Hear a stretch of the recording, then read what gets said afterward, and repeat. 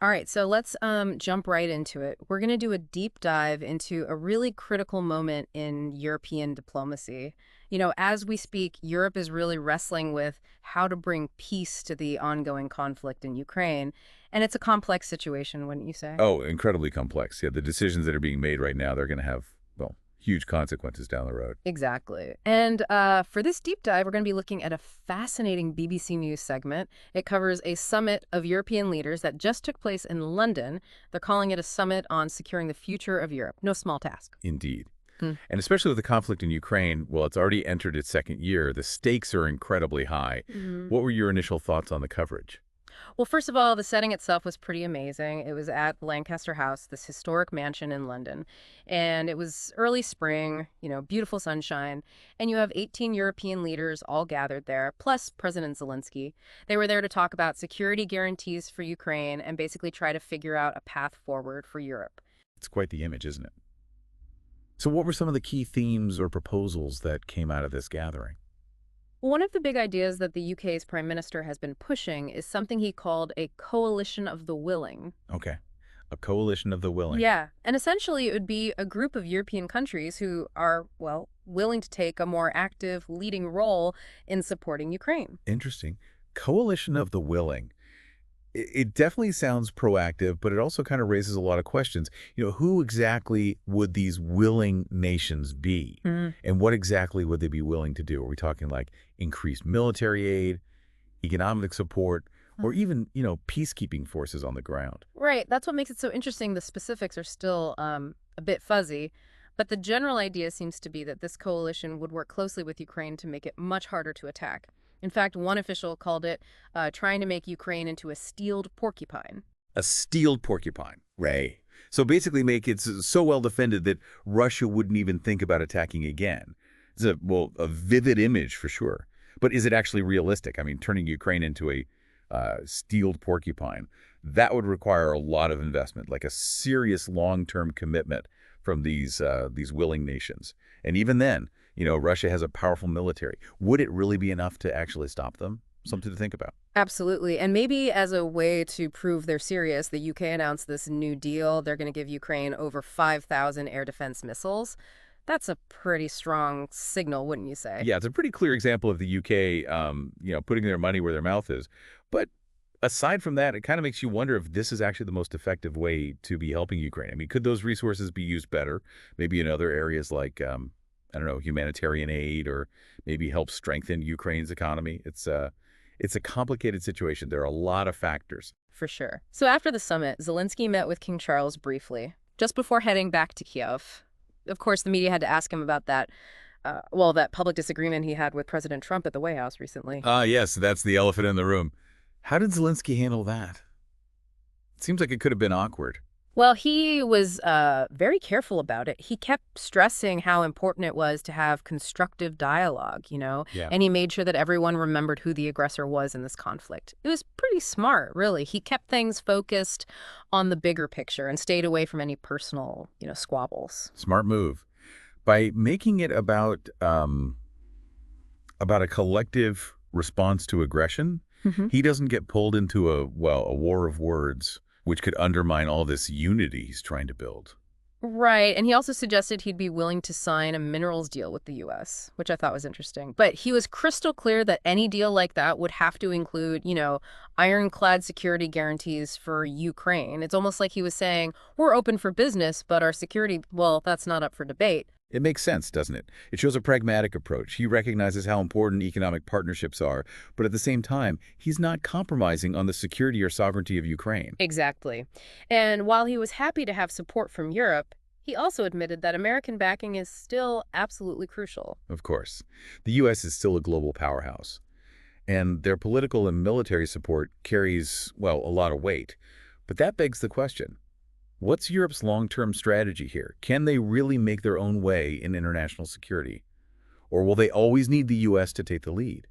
This summit, this idea of a coalition of the willing, it could give us some clues about how all this is changing. Okay, so we've got this idea of a more proactive Europe, increasing defense spending, and Zelensky, skillfully navigating this diplomatic landscape. But what about the other side? What was Russia's reaction to all this? Not surprisingly, the reaction from Moscow was less than enthusiastic. Former Russian President Dmitry Medvedev, and remember, he's still considered a close ally of Putin. He went so far as to call this London summit an anti-Trump, anti-Russian coven. A coven. Yeah. That's pretty strong language. What do you think he's trying to say with that? It's pretty clear he's trying to paint this summit as some kind of hostile, gathering. Like they're all conspiring against Russia and the U.S. It's a way to create division, to make it look like the West is united against Russia. And Russian media, they really jumped on that anti-Trump thing, didn't they? It felt like they were trying to stir up trouble between the U.S. and Europe. Oh, absolutely. By pointing out any little disagreements or tensions within the West, Russia hopes to, weaken their united front, take advantage of any cracks, classic divide and conquer. But of course, Russia said they're totally against the idea of European peacekeepers in Ukraine. They see it as a way to drag out the conflict, not end it. Right. From Russia's point of view, peacekeepers would be a direct challenge to their influence in the region. It would mean the West is even more involved in a conflict that Moscow sees as, well, part of its sphere of influence. So we're seeing a lot of different viewpoints here, a lot of potential roadblocks on the road to peace. What are the experts saying about the chances of actually reaching some kind of negotiated settlement? Well, the experts that we talked to, they all stressed how incredibly complicated this is. I mean, there are these fundamental disagreements over territory, over sovereignty, and most importantly, over what's going to happen to Ukraine in the future. Both sides have really dug in, and finding a solution that everyone can agree on, well, it seems almost impossible. Almost as if they're speaking different languages with completely different goals. You could say that, yeah. And that's why achieving a lasting peace, it's not just about signing a piece of paper. It's going to require a real change in perspective, a willingness to compromise, to really see humanity in everyone involved. There was mention of a possible one-month ceasefire proposed by France. Think that has any chance of working? It's a glimmer of hope, for sure. Even a temporary ceasefire would give everyone a break from the violence, create some space for dialogue. But given all the mistrust and the fact that both sides want very different things, it's hard to see how a ceasefire can actually lead to a real, lasting peace, not without some serious changes. So where do we go from here? We've got this idea of a European coalition of the willing, a possible ceasefire, but also a lot of pushback from Russia, and some serious hurdles to overcome. What should we be keeping an eye on as all this unfolds? Well, that's the big question, isn't it? It's always hard to predict the future, and this is a very volatile and unpredictable situation. But there are a few key areas that are probably going to shape where this conflict goes next. I think it's really important when we look at this conflict that we think about the history. The relationship between Russia and Ukraine, it goes way back. It's complicated, lots of shared history, cultural connections, political entanglements. All that is still shaping what we see happening today. Yeah, you're right. This isn't just some border dispute that popped up overnight. There's like centuries of history that are really feeding into what's going on. Exactly. Ukraine was part of the Russian Empire for centuries, and then later the Soviet Union. From Moscow's perspective, Ukraine, well, it's not just a neighbor. They see it as a core part of their history, their cultural sphere. Almost like it's an extension of Russia itself. And that view just clashes head-on with Ukraine's desire to be independent, to control their own destiny. They've really fought hard for their freedom, and those historical experiences, I bet they've made them even more determined to resist any influence from Russia. Absolutely. And, to really grasp how deep that resistance runs, we need to look at specific events from the past. Take the Holodomor, for example. That was a man-made famine back in the 1930s under Soviet rule. It was devastating for Ukraine. And it's a trauma that still affects how Ukrainians see Russia. It fuels their need to have a separate national identity. That's a chilling reminder of how much the past can shape the present, makes those calls for a steeled porcupine, for a stronger European defense, even more urgent. It does, doesn't it? The historical context, it adds another layer of, complexity. On the one hand, you've got Ukraine determined to break free from Russia, make their own way. On the other hand, there's Russia seeing Ukraine as vital to their history and their strategy. They don't want to let go. It's a clash of aspirations, a struggle for control with deep, deep roots. Feels like Europe is right in the middle of all this, trying to support Ukraine without directly, provoking Russia. It's a tough balancing act. It is, and it raises a big question about Europe's role on the world stage. Can they really become a major player in international security? Shape events, influence outcomes, or will they always need to rely on the U.S. to take the lead? That's a big question. And the answer affects not just Europe, but the whole global balance of power. I mean, if Europe steps up, that could change the whole dynamic, maybe lead to a world with more, multiple power centers. But if they hesitate, if they can't show a united front, well, that could embolden others who see that as a weakness they can exploit. Exactly. What happens with this conflict, it could change alliances, redraw spheres of influence. It might even set the stage for how future international disputes are handled. This isn't just about Ukraine, it's about the future of the global order. It's easy to get caught up in all the high-level politics and the maneuvering, but we can't forget the people whose lives are being turned upside down by this war. There are real people on the ground caught in the crossfire. That's so important. We can't lose sight of that human dimension. Families being torn apart, homes destroyed, people are dying. These are the real consequences, and they reach far beyond those directly involved. Neighboring countries are affected, the whole international community. The BBC segment, it touched on this human cost, but I think it's worth, digging a little deeper. Can you give us some insight into what ordinary Ukrainians are facing? What are their challenges? Imagine having to run from your home, leaving everything behind.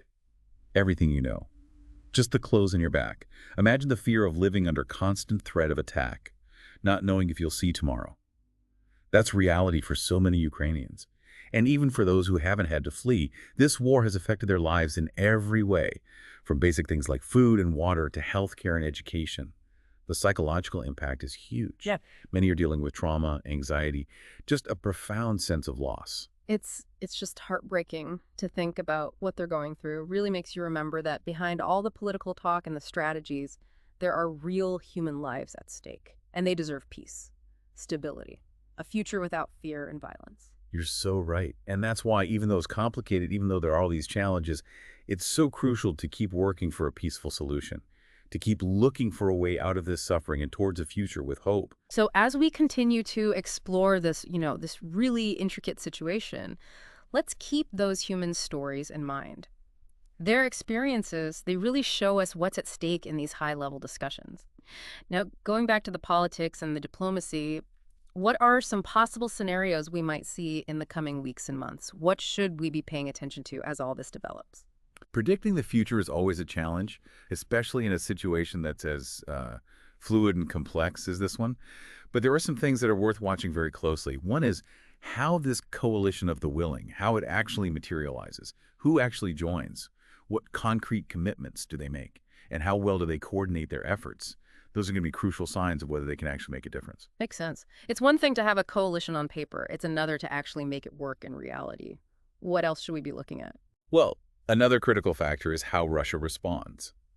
Will they stick to their current strategy? Or will they show any signs of being willing to negotiate, really negotiate? A lot will depend on what's happening inside Russia. Things like the impact of sanctions on their economy and what the public thinks about the war. Pressure from the international community will also be important, and so will the calculations of the key people within the Russian government. It's like watching a high-stakes poker game. Everyone trying to figure out what the other players are thinking, what the next move will be. Hard to tell who's bluffing and who's holding the winning hand.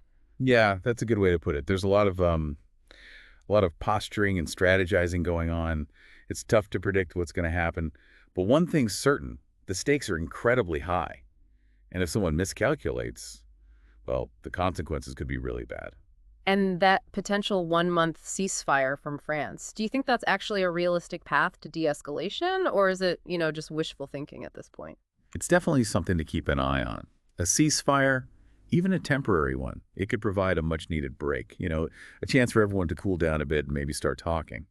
However, given how much mistrust there is and how different each side's goals are, it's hard to imagine a ceasefire actually leading to a real peace agreement, not without some pretty big changes in the basic dynamics of this conflict. You talked about the importance of internal and external pressures on Russia.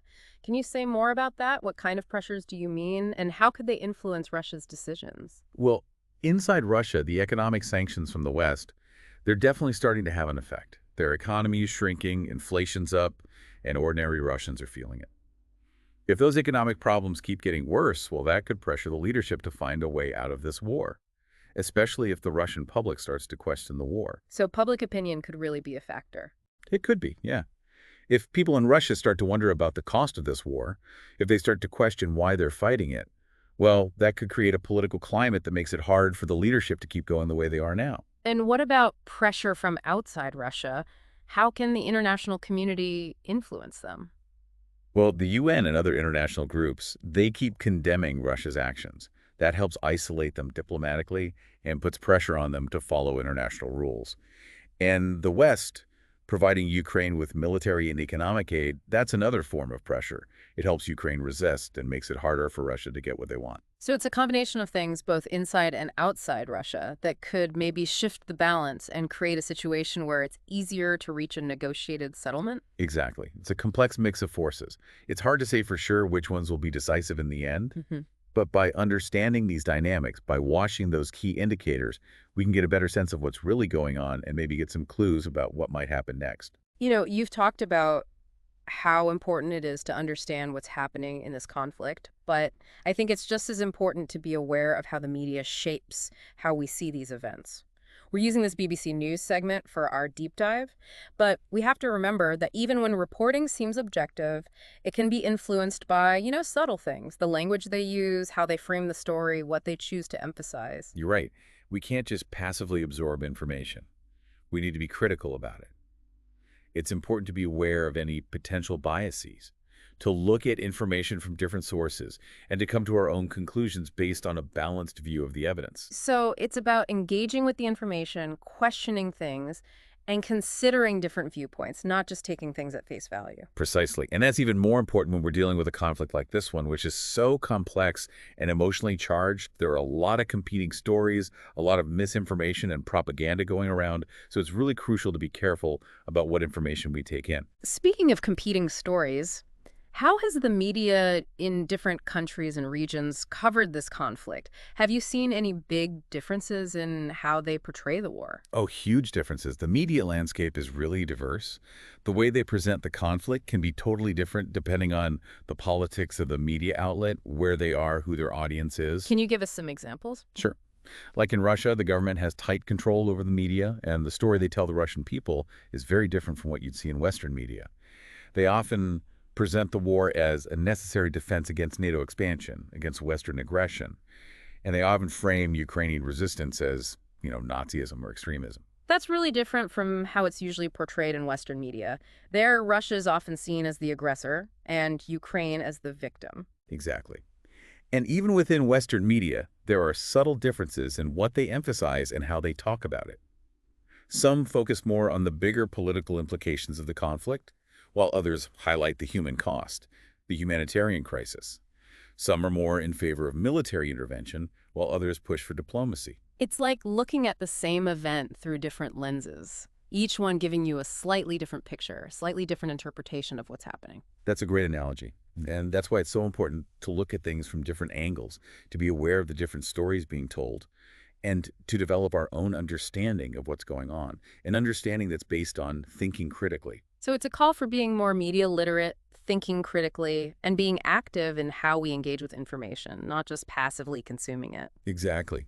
In a world where we're bombarded with information, it's more crucial than ever to be able to filter through it all, to find trustworthy sources, and to form our own opinions based on a balanced view of the evidence. Well said. And speaking of forming informed opinions, what are some key things you hope our listeners will take away from this deep dive? What are the most important things you want them to understand about this conflict, with all its layers and complexities? I think the first thing is just how complex this situation really is. It's not a simple case of good guys versus bad guys.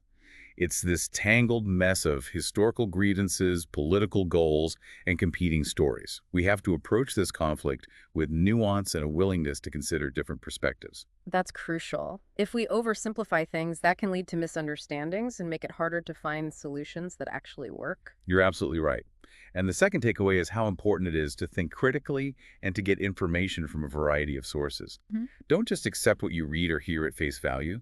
Question assumptions, analyze arguments, and form your own conclusions based on a balanced look at the evidence. Be an active participant in finding information, not just someone who takes in whatever's given to them. Exactly. And the third thing, don't forget the human side of this conflict. Remember that beyond all the political maneuvering and strategy, there are real people whose lives are being deeply affected by this war. Their stories, deserve our attention, our empathy, and our commitment to finding a peaceful solution. Very well said. We've covered a lot in this second part of our deep dive. We've looked at the historical context, the human impact of the war, and how the media shapes our understanding of this really complex conflict. But there's still a crucial piece we haven't talked about yet: the potential long-term consequences of this war. Yes, the effects that will be felt far beyond the immediate battles and negotiations. This conflict has the potential to reshape the whole geopolitical landscape, change alliances, and influence the course of global events for years to come. So, in the final part of our deep dive, we're going to look ahead. We'll explore those potential long-term consequences, and we'll think about what they might mean for Europe, for the global balance of power, and for the future of international relations. So we've really dug into the diplomatic efforts, all that historical baggage, and the human cost of this conflict.